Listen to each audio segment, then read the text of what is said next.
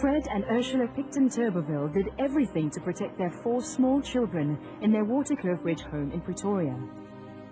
A month ago, they were having a family day, playing games and watching DVDs. Suddenly, 2 men appeared in their backyard. Ursula tried to get the kids into the house. He knocked the cell phone out of my hand, put the gun to my head, and was just going, sleep, sleep, sleep. So they got us all down on the floor. The kids were in front of me, and the 2 little ones were sort of around the corner in the passage. And Fred was then behind me.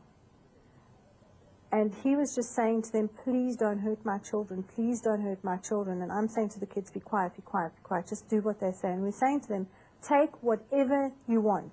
Just go, just take, go. And the other guy just came up and just shot him. Just shot him in the head. 10-year-old Samantha and 9-year-old Bryony saw their father being shot. The 2 little ones, Natasha and Gregory, were just around the corner. But after the assailants had fled, they too saw their dad lying in a pool of blood. Natasha, we just told her that daddy'd gone to heaven.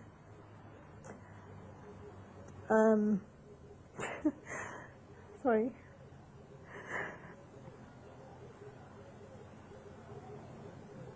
And Gregory kept on saying, when they're going to fix Daddy, when they're going to fix Daddy.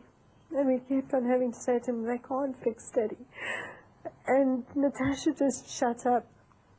Surely our children should have the freedom to play in their own backyard. But if armed thugs can come into a protected place like this and shoot their father right in front of them, we have to ask the question, where can our children be children?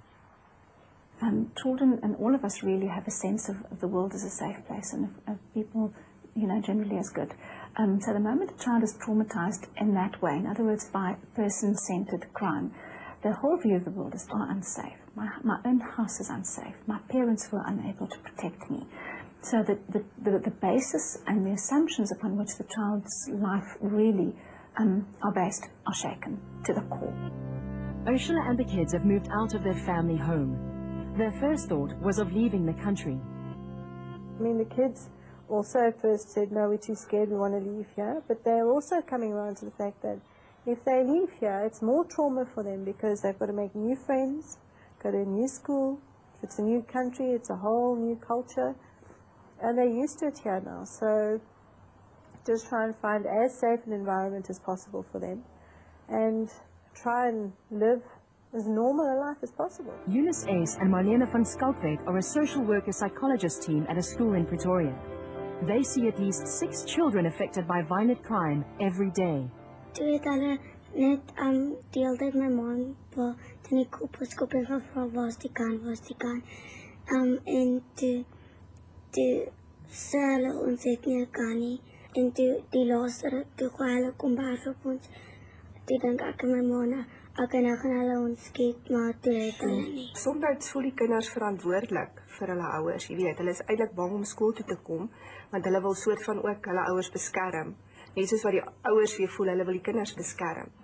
The Picton-Turbeville children are getting counseling, and Ursula provides them with a loving and supportive environment. But she can't undo the fact that their father was murdered. You know, people say, oh, you know, well-meaning people, oh, it'll get better. How will it ever get better? They might not feel so sad because they'll learn to deal with it. But it doesn't change the fact that they no longer have their dad.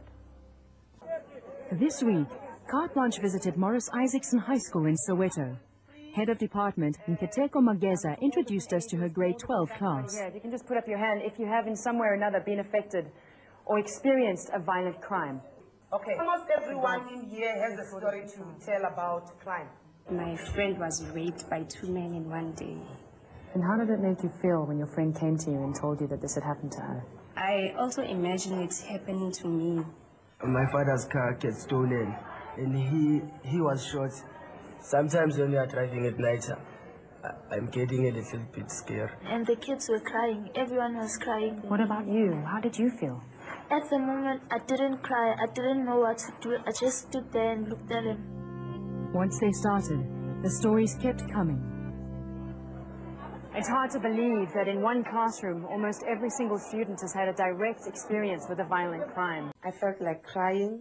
I felt like telling them everything will be okay. But you can't make such promises to a child when you know maybe it won't be okay.